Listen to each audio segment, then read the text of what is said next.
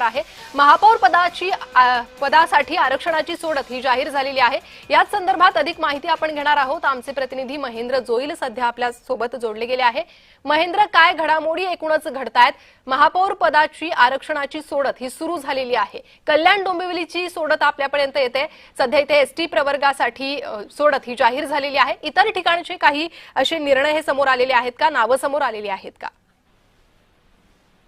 अद्याप तरी सोडत प्रक्रिया सुरू आहे।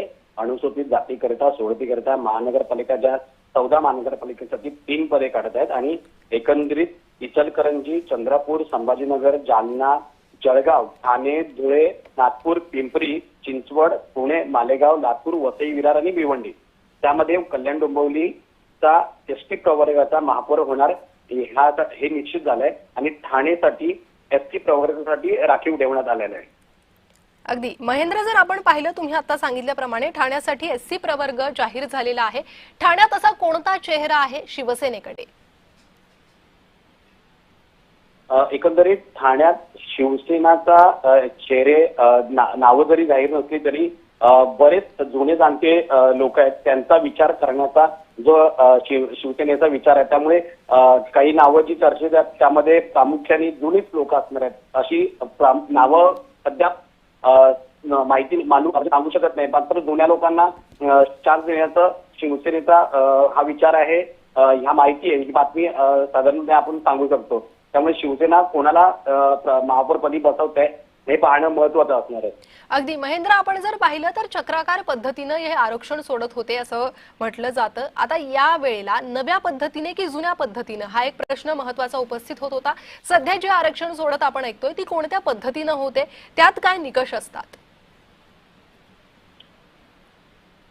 हा जो चक्राकार पद्धतीने केलं तर नव्या जे प्रभाग आहेत त्या पद्धतीने काढले जाते आणि याचा फायदा आहे तो सर्वसामान्य जनतेला, सर्वसामान्य समाजातील लोकांना व्हावा। म्हणजे एसटी, ओबीसी या सगळ्या जमातीतील जी लोक आहेत त्यांना याचा फायदा व्हावा, या पद्धतीने हा जो सोडतीचा कार्यक्रम या ठिकाणी होत आहे।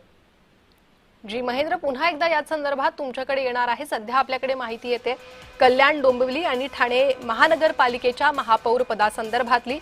कल्याण डोंबिवली यासाठी एसटी प्रवर्गातील आरक्षण हे जाहीर झालेलं आहे। एसटी प्रवर्ग या ठिकाणी जाहीर झालाय। लातूर महानगरपालिकेत अनुसूचित जाती प्रवर्ग हा जाहीर झालेला आहे। लातूरमधील हे अपडेट समोर आले। कल्याण डोंबिवलीत अनुसूचित जमाती प्रवर्ग, ठाण्यात एसटी प्रवर्गासाठी ही जागा आता राखीव झालेली आहे। एसटी प्रवर्ग जाहीर झालाय। जालना महानगरपालिकेसाठी अनुसूचित जाती प्रवर्ग जाहीर झालेला आहे। लातूर महापालिका अनुसूचित जाती प्रवर्ग, तर कल्याण डोंबिवलीमध्ये अनुसूचित जमाती प्रवर्ग जाहीर झालेला आहे। महेंद्र, आतापर्यंत कोणकोणत्या महानगरपालिकांची माहिती तुमच्याकडे येते? आतापर्यंत कोणकोणत्या सोडती या तुमच्यापर्यंत आलेल्या आहेत?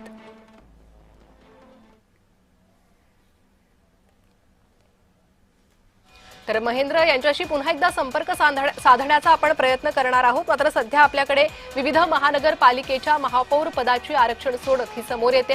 कल्याण, डोंबिवली, जालना, ठाणे, लातूर या सर्व महापालिकाच्या महापौर पदासंदर्भातली ही सोडत समोर आलेली आहे।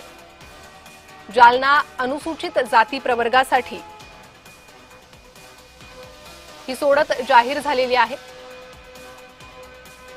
तर ठाण्यात एससी प्रवर्गासाठी आरक्षण हे जाहीर झालेलं आहे, त्यामुळे ही जागा एससी प्रवर्गासाठी आता आरक्षित राहील।